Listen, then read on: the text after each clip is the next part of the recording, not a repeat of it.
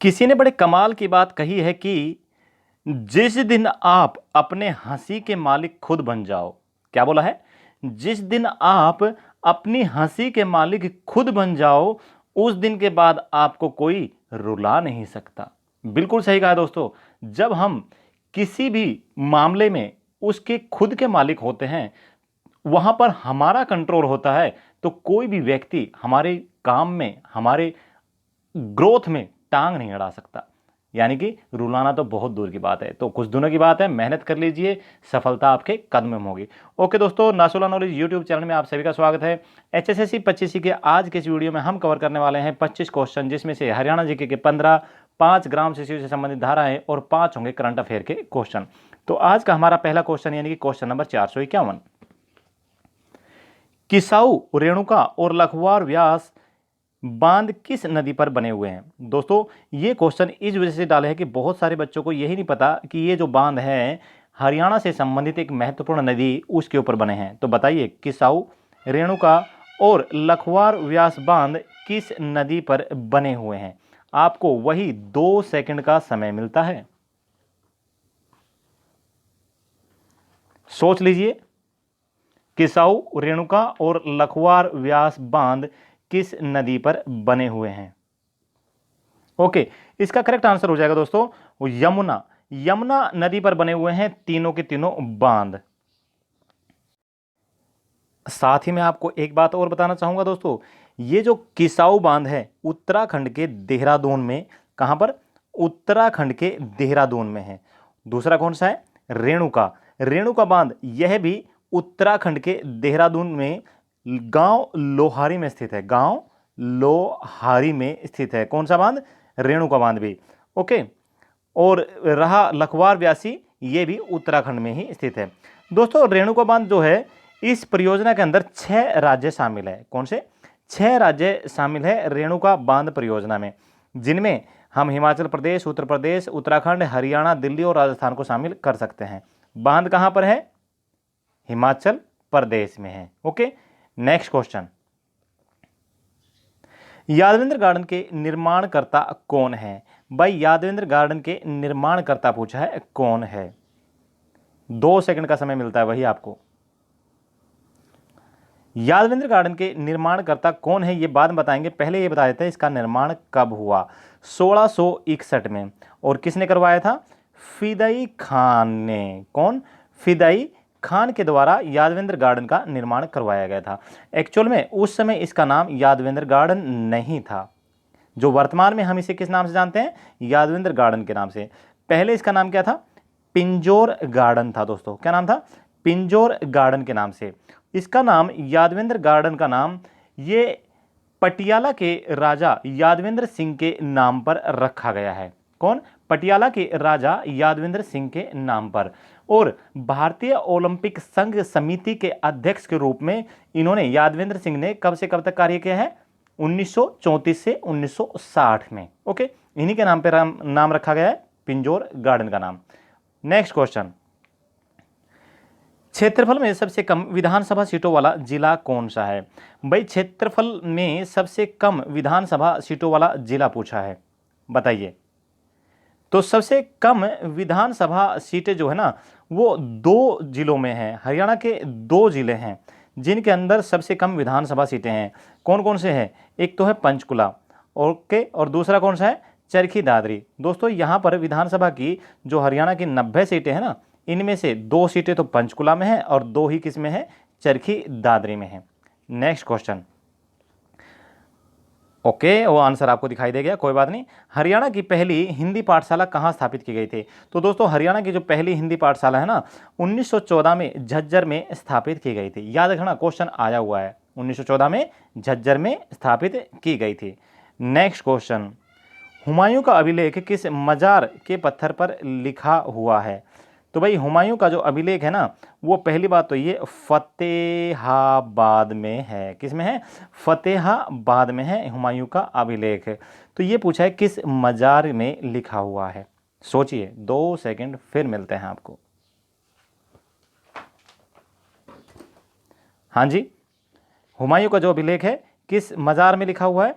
यह है संत मीर शाह की मज़ार, संत मीर शाह की मज़ार या इसे संत अमीर शाह की मज़ार के नाम से भी जाना जाता है, लेकिन एक्चुअल में इसका नाम क्या है?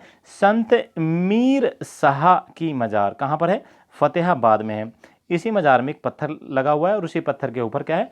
अभिलेख बना हुआ है, किसका? हुमायूं का। और हुमायूं कौन था? अकबर का बाप। Okay, next question. और ये सब कुछ हम कहाँ से पढ़ रहे हैं दोस्तों? हरियाणा मुस्कान बुक से। अगर आपको अमेजन से भी चाहिए तो HARYANMUSKAAN टाइप करेंगे, आपको ये बुक दिखाई दे जाएगी, आप मंगा सकते हैं, या व्हाट्सएप करें, व्हाट्सएप 8727090308 के ऊपर आपको स्पीड पोस्ट से भेज दी जाएगी। अमेजन से भी सस्ती पड़ेगी आपको किताब। Okay, next question. हरियाणा में बड़े बड़े नक्कारों और मंजीरों के साथ कौन सा नृत्य किया जाता है? तो भाई बड़े बड़े नक्कारों और मंजीरों के साथ कौन सा नृत्य किया जाता है? सोचिए, आंसर दीजिए। ओके, थोड़ा सा मैं आपको हिंट दे देता हूँ। ये जो नृत्य है दोस्तों, बड़े बड़े नक्कारों और मंजीरों, ये किया जाता है कहाँ? नुहू या कहें मेवात में किया जाता है। तो कौन सा है? मंजीरा नृत्य होता है दोस्तों। कौन सा है? मंजीरा नृत्य। नेक्स्ट, यमुना नदी का हरियाणा में अंतिम प्रवाह स्थल कौन सा है? भाई हरियाणा के अंदर यमुना नदी का अंतिम प्रवाह स्थल पूछा है, यानी कि एंट्री तो होती है यमुना नगर से, ओके, और हरियाणा के अंदर एग्जिट कहाँ से होती है वो पूछा है। बोलिए, हरियाणा के अंदर ये कहाँ से एग्जिट होकर यूपी में चली जाती है? जगह का नाम क्या है? बहुत सारे बच्चों ने अभी तक आंसर दे दिया होगा। क्या? हसनपुर। हसनपुर फरीदाबाद, जो कि गलत है। क्या है? हसनपुर आपका आंसर सही है, लेकिन फरीदाबाद गलत हो जाता है। हसनपुर वर्तमान में क्या है? पलवल में आता है। पहले ये हसनपुर फरीदाबाद के अंदर आता था, लेकिन अभी किस में आता है? पलवल में आता है। Next question, Charkhi Dadri cement factory का अधिग्रहण किस कंपनी के द्वारा कर लिया गया? चरखी दादरी सीमेंट फैक्ट्री का अधिग्रहण किस कंपनी के द्वारा कर लिया गया? जब ये चरखी दादरी की जो सीमेंट फैक्ट्री है घाटे में चल रही थी दोस्तों, तो इसका अधिग्रहण कर लिया गया था। ठीक है, चरखी दादरी सीमेंट फैक्ट्री की स्थापना कब हुई थी? 1939 में। ओके, तो अब बताइए किस कंपनी के द्वारा इसका अधिग्रहण हुआ है? ओके, मैं बताता हूं आपको। CCI, यानी कि सीमेंट कॉरपोरेशन ऑफ इंडिया के द्वारा इसका अधिग्रहण किया गया है। और कब किया गया है? 1981, या कहें 23 जून 1981 को इस कंपनी का अधिग्रहण कर लिया गया था। नेक्स्ट, हरियाणा का देशांतरीय विस्तार कितना है? देशांतरीय विस्तार पूछा है, यानी कि जो खड़ी हुई लाइनें होती है ना, ग्लोब के ऊपर, मानचित्र के ऊपर खड़ी हुई लाइनें होती है, इन्हें देशांतर रेखा बोला जाता है। ठीक है, तो जो हमारा हरियाणा है, हरियाणा, इसका देशांतरीय विस्तार कितना है ये पूछा है। मान लीजिए हरियाणा का नक्शा है, तो हरियाणा इधर से शुरू होता है और इधर खत्म हो जाता है। ये देशांतरीय विस्तार पूछा है, कितना है? बगैर ऑप्शन के ही आंसर देने की कोशिश करें। ओके, मैं बताता हूं आपको। यह है दोस्तों 74 डिग्री 28 मिनट से 77 डिग्री 36 मिनट। लेकिन इसके साथ एक शब्द और जोड़ना ना भूले, पूर्वी देशांतर। ये रहा आंसर। क्या? पूर्वी देशांतर। हमारा इंडिया पूर्व में आता है, ग्लोब में। जो 0 डिग्री देशांतर रेखा है ग्रीनविच से निकलने वाली, उसके पूर्व में आता है हमारा इंडिया। इसी वजह से पूर्वी देशांतर यहाँ हमारा उत्तर सही हो जाएगा। नेक्स्ट, योद्धे ने प्रशासन को सुचारू रूप से चलाने के लिए कौन कौन से खंड बनाए थे? भाई योद्धे जो हुए हैं कहाँ पे हुए हैं? रोहतक, भिवानी में, है ना, इसके अलावा राजस्थान वाले इलाके में। तो भाई प्रशासन को सुचारू रूप से चलाने के लिए कौन कौन से खंड बनाए थे? बताइए कौन कौन से खंड थे? 2 थे। एक तो आपने अभी तक आंसर दे दिया होगा भाई, रोहतक। ओके, दूसरा खंड और कौन सा था? ओके, सिरसा था इसका। दूसरा खंड कौन सा था? सिरसा।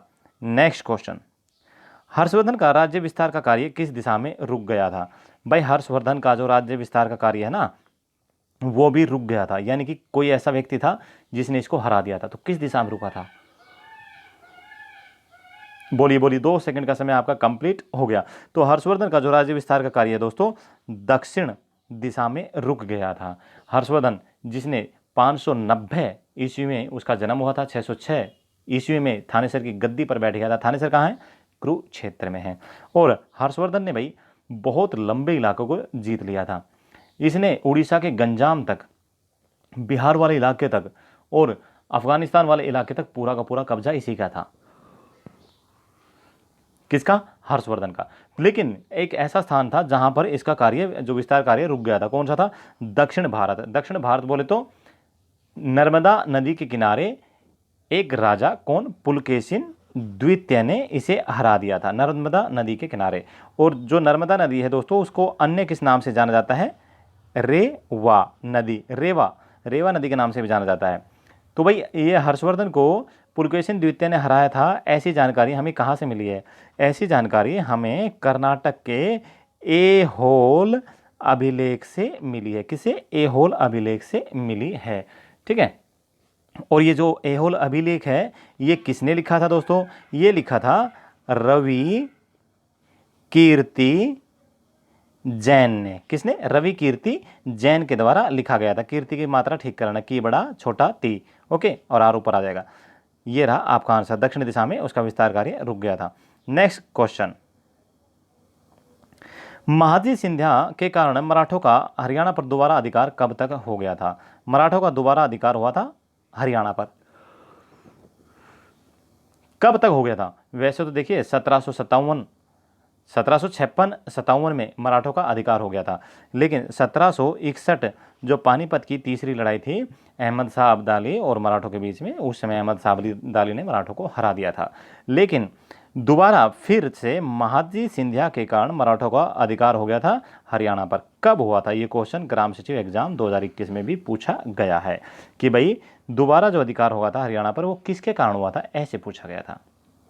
तो बताइए कब हुआ था? 1789-94 के बीच में, 1789 से 94 के बीच में दोबारा से अधिकार हो गया था। नेक्स्ट, हरियाणा में सेठ छाजूराम की हवेली कहाँ है? भाई सेठ छाजूराम की हवेली पूछी है, कहाँ है बताइए।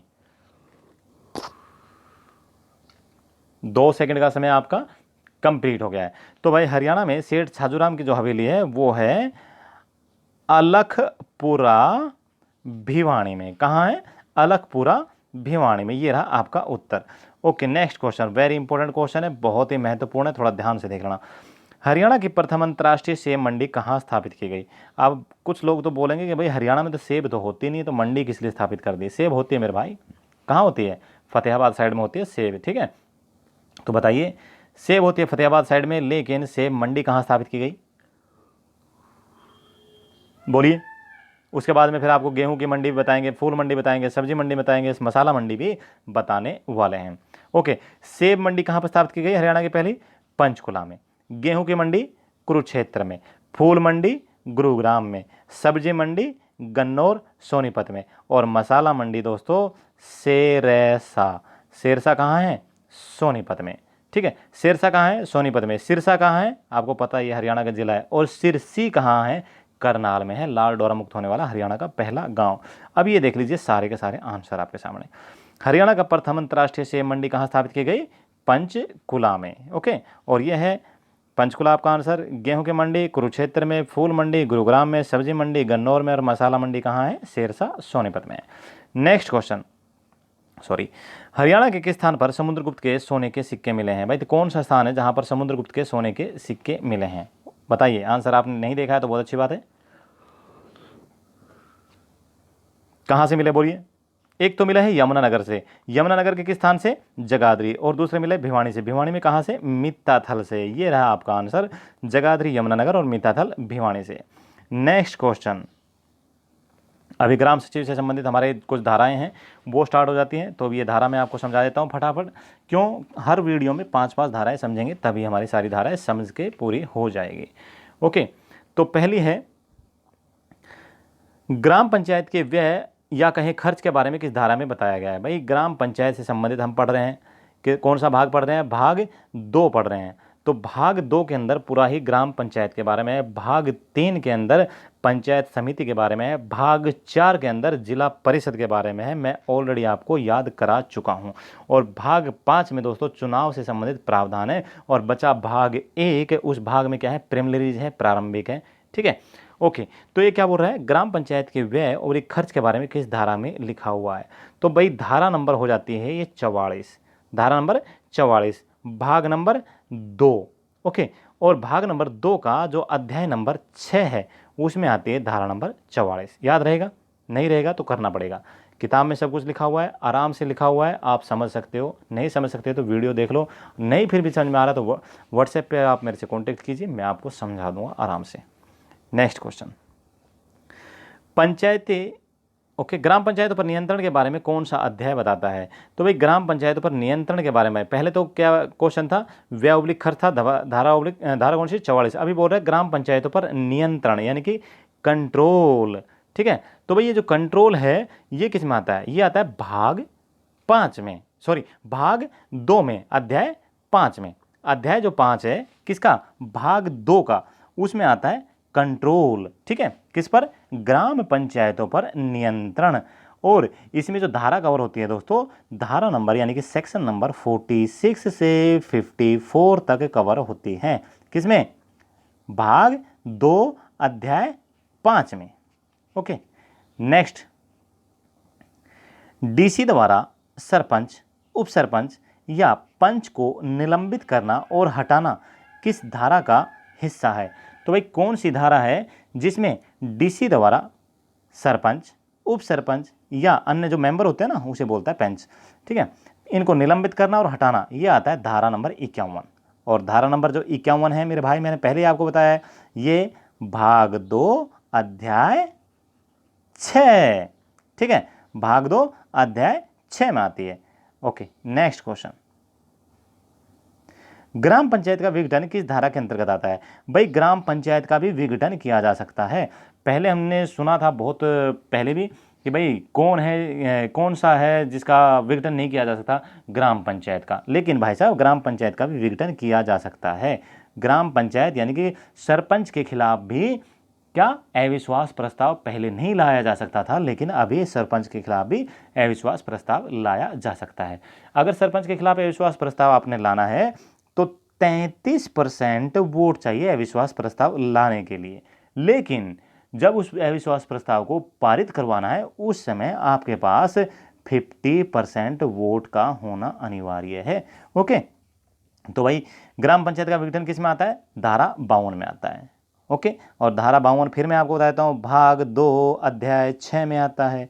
नेक्स्ट, हरियाणा पंचायती राज अधिनियम 1994 एक्ट नंबर 11। ठीक है, तो हरियाणा पंचायती राज अधिनियम 1994 के कौन से भाग में पंचायत समिति का वर्णन है। भाग पूछा है जिसमें पंचायत समिति यानी कि ब्लॉक समिति। याद रहेगा, नहीं रहेगा तो मैं बता देता हूँ भाग 3।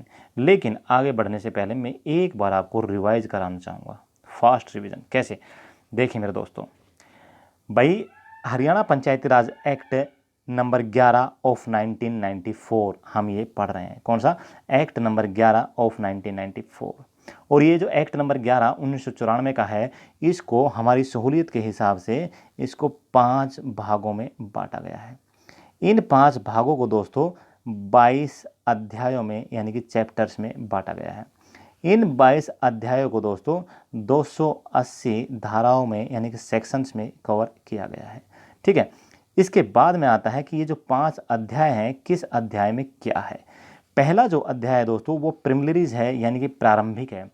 सबसे पहले क्या होता है, कभी भी प्रारंभिक जानकारी दी जाती है कि भाई हम क्या पढ़ने वाले हैं।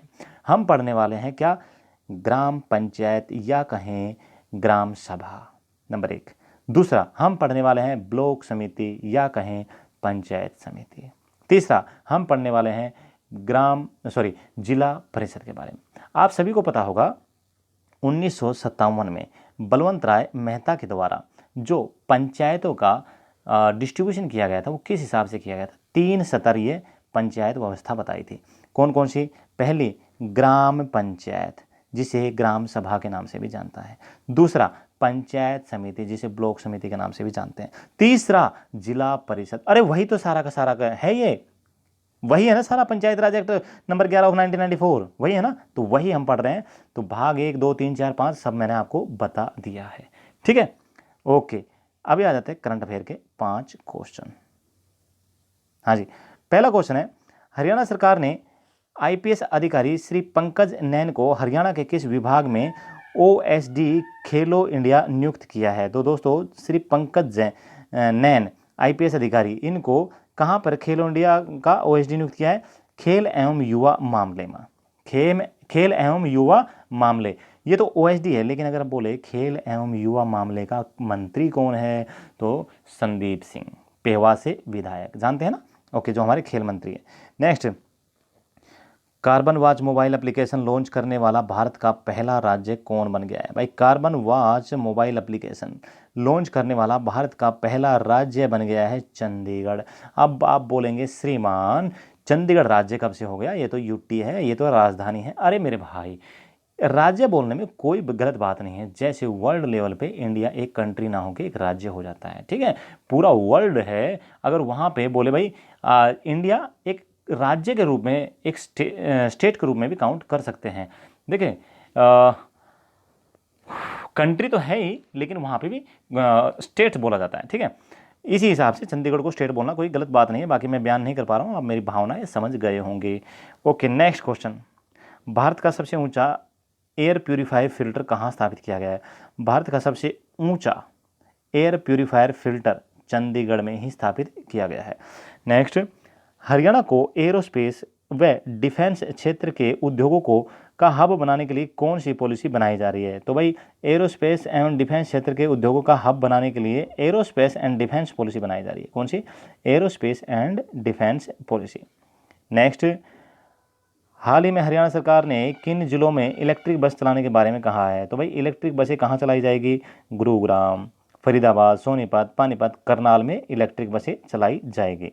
ओके, अब स्टार्ट होता है हमारा फास्ट 15 रिवीजन। अभी देखने वाला है इस फास्ट 15 रिवीजन के अंदर आप कितना फास्ट आंसर देने वाले हैं। तो क्वेश्चन नंबर 1 हमारा हो जाता है, क्षेत्रफल में सबसे कम विधानसभा सीटों वाला जिला कौन सा है? तो भाई कौन सा जिला है जिसमें, जो कि क्षेत्रफल में सबसे कम विधानसभा सीटों वाला जिला है?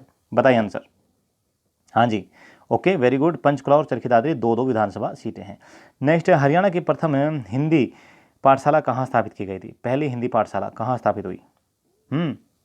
वेरी गुड, 1914 में झज्जर में। बहुत बढ़िया। नेक्स्ट, हुमायूं का अभिलेख किस मजार के पत्थर पर लिखा हुआ है? तो भाई हुमायूं का जो अभिलेख है किस मजार के पत्थर पर लिखा हुआ है? फतेहाबाद। मजार का नाम क्या है? मीर शाह की मजार। ये देख लीजिए आंसर, अरे कहाँ है? नीचे, वेरी गुड, मीर शाह की मजार, ठीक है, जो कि कहाँ है? फतेहाबाद में है। नेक्स्ट, यमुना नदी का हरियाणा में अंतिम प्रवाह स्थल कौन सा है? यमुना नदी का हरियाणा में अंतिम प्रवाह स्थल कौन सा है? हाँ भाई, यह है हसनपुर, जो कि पलवल में है, और ये हसनपुर पहले फरीदाबाद के अंदर आता था।